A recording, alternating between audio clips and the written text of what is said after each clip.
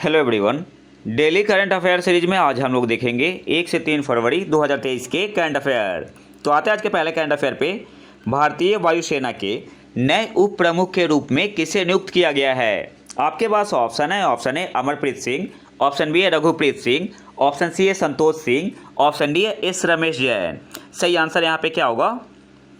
Option A आपका यहाँ पे सही आंसर हो जाएगा अमरप्रीत सिंह। भारतीय वायुसेना के नए उप प्रमुख के रूप में किसे नियुक्त किया गया है? तो ऑप्शन ए आपका यहाँ पे सही आंसर होगा अमरप्रीत सिंह। शॉर्ट में बोलते हैं एपी सिंह, एपी सिंह। और इंडियन एयरफोर्स के चीफ कौन है? V R Chaudhary. पूरा नाम क्या है? विवेक राम चौधरी। नेक्स्ट आते हैं, विजिट इंडिया ईयर 2023 पहल किसने शुरू की और नई दिल्ली में इसके लोगों का भी अनावरण किया? आपके पास ऑप्शन है। Option A Narendra Modi, option B है अमित शाह, ऑप्शन सी है G Kishan Reddy, option D है राजनाथ सिंह। सही आंसर यहाँ पे क्या होगा? ऑप्शन सी आपका यहाँ पे सही आंसर हो जाएगा G Kishan Reddy. Visit India year 2023 पहल किसने शुरू की और नई दिल्ली में इसके लोगों का भी अनावरण किया? तो ऑप्शन सी आपका यहाँ पे सही आंसर हो जाएगा जी किशन रेड्डी, जो कि हमारे पर्यटन मंत्री है। नेक्स्ट आते हैं, वित्त मंत्री निर्मला सीतारमण द्वारा संसद में पेश किए गए आर्थिक सर्वेक्षण के अनुसार 2023-24 में भारतीय अर्थव्यवस्था कितने प्रतिशत की दर से बढ़ेगी? आपके पास ऑप्शन है। ऑप्शन है 6.9%, ऑप्शन बी है 6.5%, ऑप्शन सी है 5.9%, ऑप्शन डी है 7.5%। सही आंसर यहाँ पे क्या होगा? ऑप्शन बी आपका यहाँ पे सही आंसर हो जाएगा 6.5%। वित्त मंत्री निर्मला सीतारमण द्वारा संसद में पेश किए गए आर्थिक सर्वेक्षण के अनुसार 2023-24 में भारतीय अर्थव्यवस्था कितने प्रतिशत की दर से बढ़ेगी? तो ऑप्शन बी आपका यहाँ पे सही आंसर हो जाएगा 6.5%। और आरबीआई ने कितना बताया है? तो आरबीआई ने बताया है 6.4%।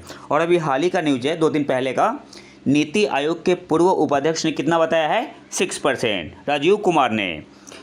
और इसके अलावा चीफ इकोनॉमिक एडवाइज़र अनंत नागेश्वरन ने कहा है कि हमारा देश भारत फाइनेंशियल ईयर 2026 तक 5 ट्रिलियन यूएसडी डॉलर की इकोनॉमी बन जाएगी। नेक्स्ट आते हैं, जनवरी 2023 में भारत में जीएसटी कलेक्शन कितने लाख करोड़ रुपए रहा? आपके पास ऑप्शन है। ऑप्शन है 2.55, ऑप्शन बी है 0.55, ऑप्शन सी है 3.55, ऑप्शन डी है 1.55। सही आंसर यहाँ पे क्या होगा? ऑप्शन डी आपका यहाँ पे सही आंसर हो जाएगा 1.55 लाख करोड़ रुपए। जनवरी 2023 में भारत में जीएसटी कलेक्शन, जीएसटी संग्रह कितने लाख करोड़ रुपए रहा? तो ऑप्शन डी आपका यहाँ पे सही आंसर हो जाएगा 1.55। नेक्स्ट आते हैं, वाशिंगटन में अपने अमेरिकी समकक्ष के साथ क्रिटिकल और इमर्जिंग टेक्नोलॉजीज पर यूएस इंडिया इनिशिएटिव की शुरुआत किसने की? आपके पास ऑप्शन है। Option A Piyush Goyal, option B है अजीत डोभाल, ऑप्शन सी है राजनाथ सिंह, ऑप्शन डी है अश्विनी वैष्णव। सही आंसर यहाँ पे क्या होगा? ऑप्शन बी आपका यहाँ पे सही आंसर हो जाएगा अजीत डोभाल, जो कि हमारे क्या है? नेशनल सिक्योरिटी एडवाइज़र है। वाशिंगटन में अपने अमेरिकी समकक्ष के साथ क्रिटिकल और इमर्जिंग टेक्नोलॉजी पर यूएस इंडिया इनिशिएटिव की शुरुआत किसने की? तो ऑप्शन बी आपका यहाँ पे सही आंसर हो जाएगा अजीत डोभाल ने। नेक्स्ट आते हैं,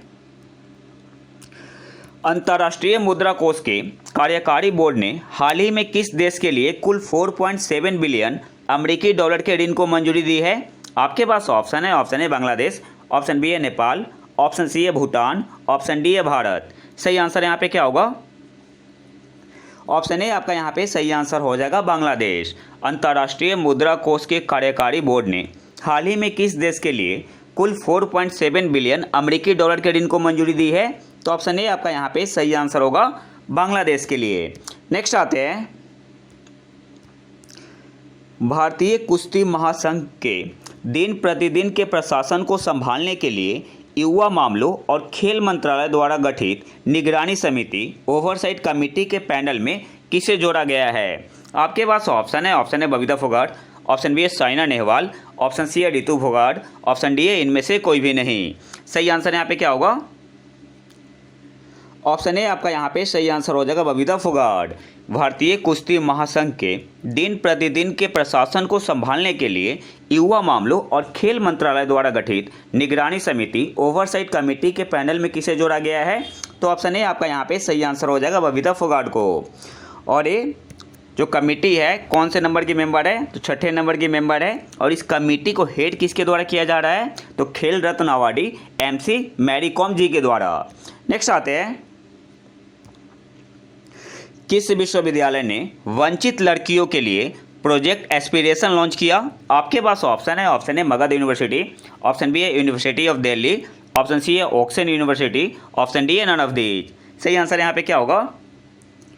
ऑप्शन सी आपका यहाँ पे सही आंसर हो जाएगा ऑक्सन यूनिवर्सिटी।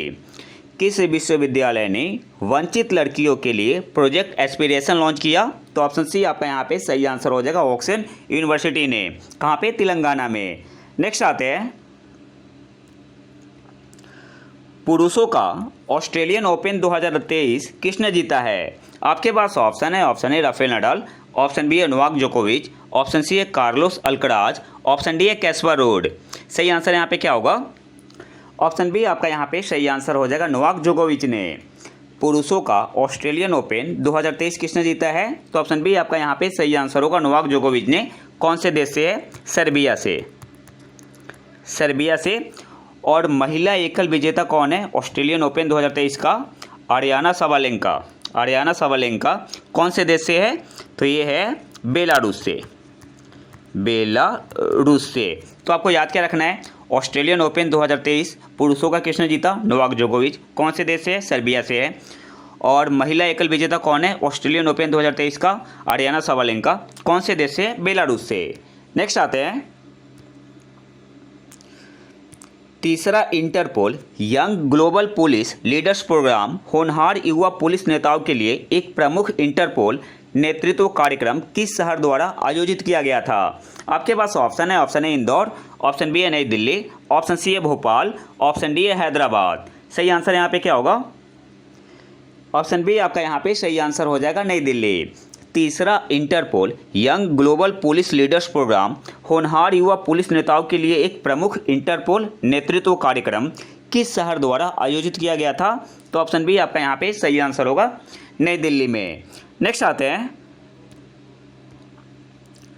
बजट 2023-24 में कितनी प्राथमिकताओं को अपनाया गया है? आपके पास ऑप्शन है, ऑप्शन ए 12, ऑप्शन बी है 5, ऑप्शन सी है 9, ऑप्शन डी है 7। सही आंसर यहाँ पे क्या होगा? ऑप्शन डी आपका यहाँ पे सही आंसर हो जाएगा 7, जिसे सप्तऋषि कहते हैं। बजट 2023-24 में कितनी प्राथमिकताओं को अपनाया गया है? तो ऑप्शन डी आपका यहाँ पे सही आंसर हो जाएगा 7।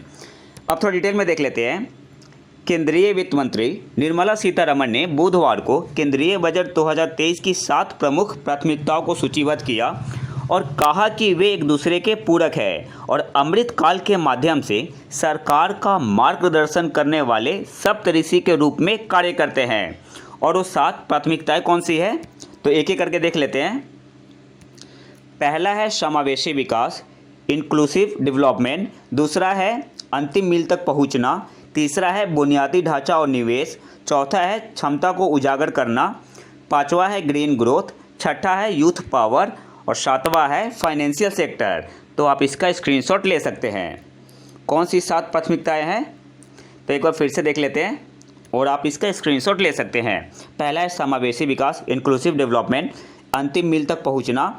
तीसरा है बुनियादी ढांचा और निवेश। चौथा है क्षमता को उजागर करना, अनलिशिंग द पोटेंशियल। पांचवा है ग्रीन ग्रोथ। छठा है यूथ पावर और सातवां है फाइनेंशियल सेक्टर। नेक्स्ट आते हैं,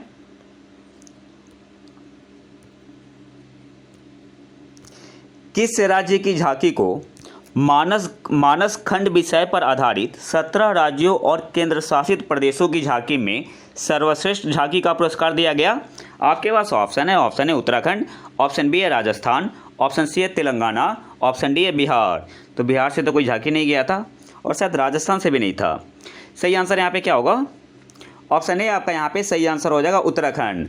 किस राज्य की झांकी को मानस खंड विषय पर आधारित 17 राज्यों और केंद्र शासित प्रदेशों की झांकी में सर्वश्रेष्ठ झांकी का पुरस्कार दिया गया? तो ऑप्शन ए आपका यहाँ पे सही आंसर हो जाएगा उत्तराखंड को। अब थोड़ा डिटेल में देख लेते हैं। तो टॉप पे तो कौन था, क्या बोलते हैं, पहले पोजीशन पे कौन था, उत्तराखंड की झांकी, विषय क्या था, मानसखंड। और दूसरे पे था महाराष्ट्र की झांकी में 3.5 शक्तिपीठ और नारी शक्ति, और उत्तर प्रदेश की झांकी में अयोध्या दीपोत्सव को क्रमशः दूसरा और तीसरा सर्वश्रेष्ठ झांकी पुरस्कार दिया गया। तो याद क्या रखना है, पहला मिला है उत्तराखंड की झांकी को, थीम क्या था, मानसखंड। दूसरा मिला है महाराष्ट्र की झांकी में 3.5 शक्तिपीठ और नारी शक्ति, और तीसरा किसे मिला है, उत्तर प्रदेश की झांकी में अयोध्या दीपोत्सव को। तो पहला पुरस्कार उत्तराखंड को गया है, दूसरा गया है महाराष्ट्र को, तीसरा गया है उत्तर प्रदेश को, ठीक है। और जनजातीय मामलों के मंत्रालय की एकलव्य मॉडल आवासीय विद्यालय पर आधारित झांकी को मंत्रालयों और विभागों के बीच सर्वश्रेष्ठ झांकी का पुरस्कार दिया गया है। अगर मंत्रालय और विभाग की बात करें तो सर्वश्रेष्ठ झांकी का पुरस्कार किसे मिला है, तो जनजातीय मामलों के मंत्रालय को। और किस पर आधारित झांकी को मिला है, तो एकलव्य मॉडल आवासीय विद्यालय पर आधारित। और इसके अलावा केंद्रीय लोक निर्माण विभाग की झांकी जैव विविधता संरक्षण विषय के साथ वंदे भारतम नृत्य समूह के साथ विशेष पुरस्कार जीता। किसने, CPWD ने। तो एक बार और रिवीजन कर लेते हैं। किस राज्य की झांकी को मानसखंड विषय पर आधारित 17 राज्यों और केंद्र शासित प्रदेशों की झांकी में सर्वश्रेष्ठ झांकी का पुरस्कार दिया गया, तो उत्तराखंड। दूसरे पोजीशन पे महाराष्ट्र की झांकी में 3.5 शक्तिपीठ और नारी शक्ति, second position. Third position Uttar Pradesh की झांकी में अयोध्या दीपोत्सव को। और अगर मंत्रालय और विभागों की बात करें तो किसे मिला है सर्वश्रेष्ठ झांकी का पुरस्कार, तो जनजातीय मामलों के मंत्रालय। और किस पर आधारित थी, एकलव्य मॉडल आवासीय विद्यालय पर आधारित। नेक्स्ट आते हैं, the poverty of political economics नामक एक नई पुस्तक किसके द्वारा लिखी गई है। आपके पास ऑप्शन है, option A Meghnath Desai, option B है अमर्त्य सेन, ऑप्शन सी है रघुराम राजन, ऑप्शन डी है इनमें से कोई भी नहीं। सही आंसर यहाँ पे क्या होगा, ऑप्शन ए आपका यहाँ पे सही आंसर हो जाएगा, Meghnath Desai. The poverty of political economics नामक एक नई पुस्तक किसके द्वारा लिखी गई है, तो ऑप्शन ए आपका यहाँ पे सही आंसर हो जाएगा, मेघनाथ देसाई। नेक्स्ट आते हैं, किस राज्य या केंद्र शासित प्रदेश ने स्कूली शिक्षकों के लिए जीवन विद्या शिविर का आयोजन किया है। आपके पास ऑप्शन है, option A Bihar, option B है जम्मू और कश्मीर, ऑप्शन सी है नई दिल्ली, ऑप्शन डी है तेलंगाना। सही आंसर यहाँ पे क्या होगा, ऑप्शन सी आपका यहाँ पे सही आंसर हो जाएगा, नई दिल्ली। किस राज्य या केंद्र शासित प्रदेश ने स्कूली शिक्षकों के लिए जीवन विद्या शिविर का आयोजन किया है, तो ऑप्शन सी आपका यहाँ पे सही आंसर हो जाएगा, नई दिल्ली। नेक्स्ट आते हैं, केंद्रीय बजट 2023-24 में वित्त मंत्री ने कृषि के लिए कितने लाख करोड़ रुपए आवंटित किए। आपके पास ऑप्शन है, ऑप्शन ए 2.25, ऑप्शन बी है 1.25, ऑप्शन सी है 3.25, ऑप्शन डी है 4.25। सही आंसर यहाँ पे क्या होगा, ऑप्शन बी आपका यहाँ पे सही आंसर हो जाएगा, 1.25 लाख करोड़ रुपए। केंद्रीय बजट 2023-24 में वित्त मंत्री ने कृषि के लिए कितने लाख करोड़ रुपए आवंटित किए, तो ऑप्शन बी आपका यहाँ पे सही आंसर हो जाएगा, 1.25 लाख करोड़ रुपए। और इसके पहले वाले बजट में कितना किया गया था, 1.33 लाख करोड़ रुपए, तो थोड़ा सा कम ही किया गया है। नेक्स्ट आते हैं, सरकार ने faster adoption and manufacturing of hybrid and electric vehicles, जिसे शॉर्ट में बोलते हैं फेम, स्कीम के लिए कितने करोड़ रुपए आवंटित किए हैं। यूनियन बजट 2023-24 की बात हो रही है। आपके पास ऑप्शन है, option A 4,172 crore, option B है 5,172 करोड़, ऑप्शन सी है 6,172 करोड़, ऑप्शन डी है 7,172 करोड़। सही आंसर यहाँ पे क्या होगा, ऑप्शन बी आपका यहाँ पे सही आंसर हो जाएगा, 5,172 करोड़ रुपए। सरकार ने फेम स्कीम के लिए कितने करोड़ रुपए आवंटित किए हैं यूनियन बजट 2023-24 में, तो ऑप्शन बी आपका यहाँ पे सही आंसर होगा, 5,172 करोड़ रुपए। अब कुछ इंपॉर्टेंट पॉइंट देख लेते हैं। एक नया स्कीम शुरू हुआ है जिसका नाम है PM प्रणाम, और इसका मोटिव क्या है, वैकल्पिक उर्वरकों, अल्टरनेटिव फर्टिलाइजर और रासायनिक उर्वरकों, केमिकल फर्टिलाइजर के संतुलित उपयोग को बढ़ावा देने के लिए राज्यों और केंद्र शासित प्रदेशों को प्रोत्साहित करने के लिए पीएम प्रणाम शुरू किया जाएगा। किस में कहा गया है? यूनियन बजट 2023-24 में। और पीएम प्रणाम का मतलब क्या हुआ? PM program for restoration, awareness, nourishment and amelioration of mother earth. आपसे एग्जाम में पूछ सकता है कि पीएम प्रणाम में जो फर्स्ट ए है किसके लिए स्टैंड करता है? अवेयरनेस के लिए। जो सेकंड ए है किसके लिए स्टैंड करता है? एमेलियोरेशन के लिए। एन किसके लिए? नॉरिशमेंट के लिए। आर किसके लिए? रिस्टोरेशन के लिए। तो आपको इसका फुल फॉर्म भी याद रखना है। और इसका उद्देश्य क्या है? अल्टरनेटिव फर्टिलाइजर और केमिकल फर्टिलाइजर के संतुलित उपयोग को बढ़ावा देना है। और इसके अलावा 500 नए वेस्ट टू वेल्थ संयंत्र स्थापित किए जाएंगे। कौन से योजना के तहत? तो गोवर्धन योजना के तहत।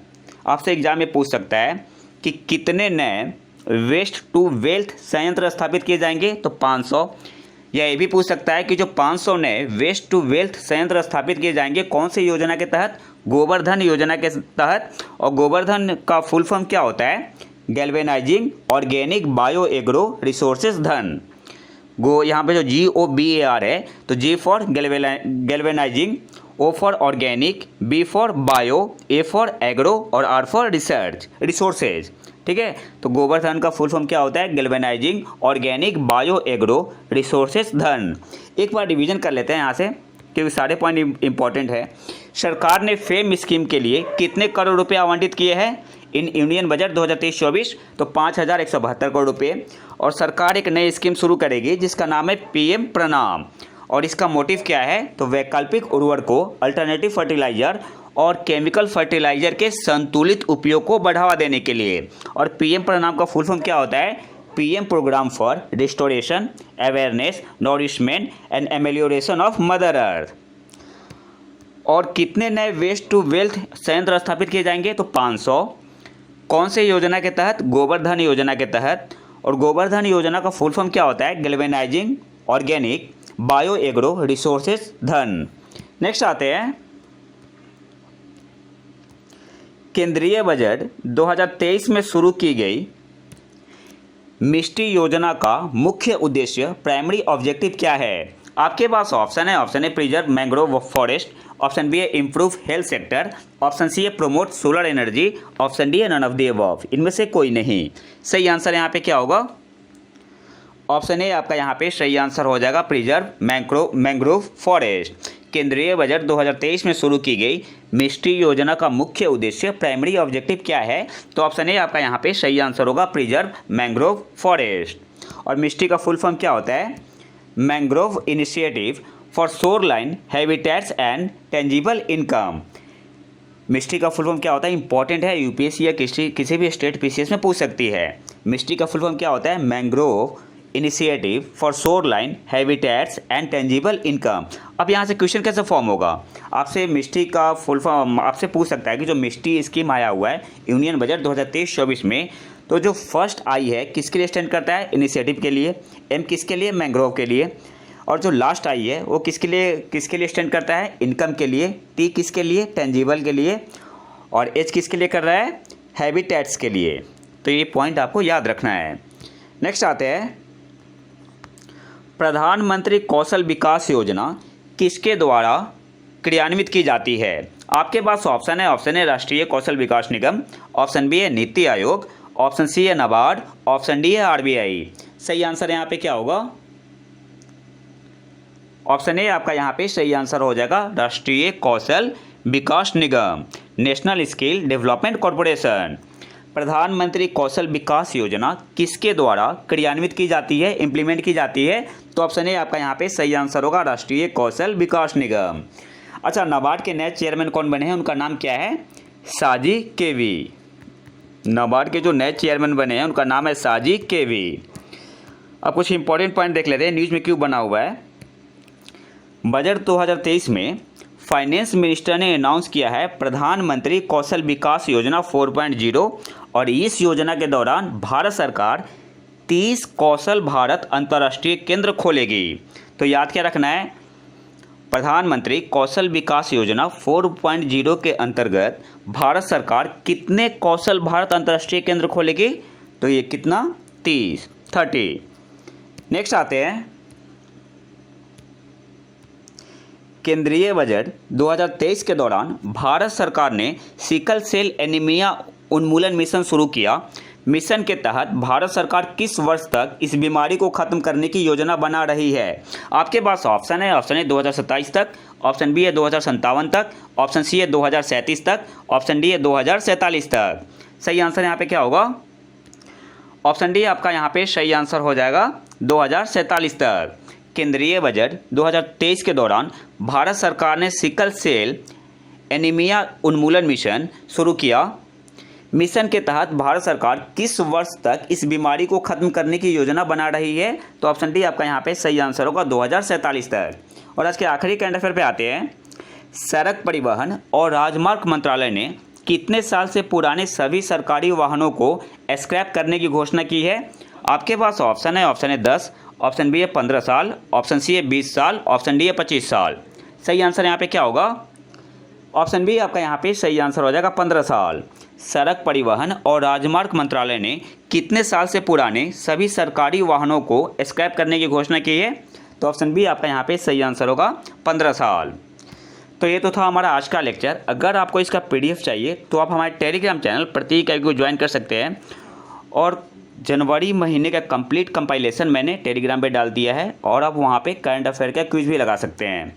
और अगर वीडियो पसंद आए तो चैनल को सब्सक्राइब जरूर कर लें और इस वीडियो को ज़्यादा से ज़्यादा शेयर करें। मिलते हैं नए वीडियो में नए टॉपिक के साथ। तब तक के लिए नमस्कार, जय हिंद।